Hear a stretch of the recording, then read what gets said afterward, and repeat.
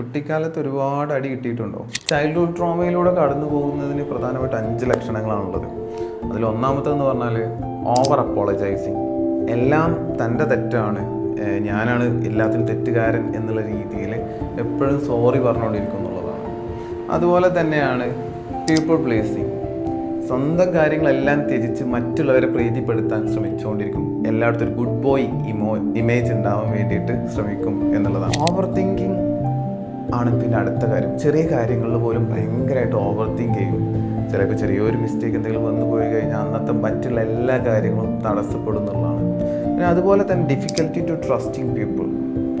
മറ്റൊരാളെ ട്രസ്റ്റ് ചെയ്യുക എന്നുള്ളത് ഭയങ്കര ബുദ്ധിമുട്ടുള്ള കാര്യമാണ്. പ്രത്യേകിച്ച് ചൈൽഡ്ഹുഡിൽ ഒരു അബ്യൂസൊക്കെ നേരിട്ടിട്ടുണ്ടെങ്കിൽ മറ്റൊരാളെ ട്രസ്റ്റ് ചെയ്യുക, ഈവൻ ദോ അയാളുടെ ഒരു പാർട്ട്ണർ ആണെങ്കിൽ പോലും. 5ാമത്തെ point, trouble to identify your own emotion.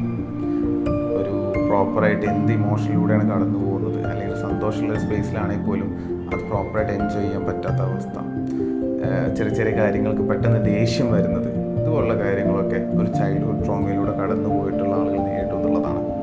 പലപ്പോഴും കുട്ടിക്കാലത്ത് നമ്മൾ അനുഭവിക്കുന്ന പല കാര്യങ്ങളുമാണ് പിൻകാലത്ത് നമ്മുടെ പല കാര്യങ്ങളെയും ഡിസൈഡ് ചെയ്യുന്നത്. So childhood is very important for A human being.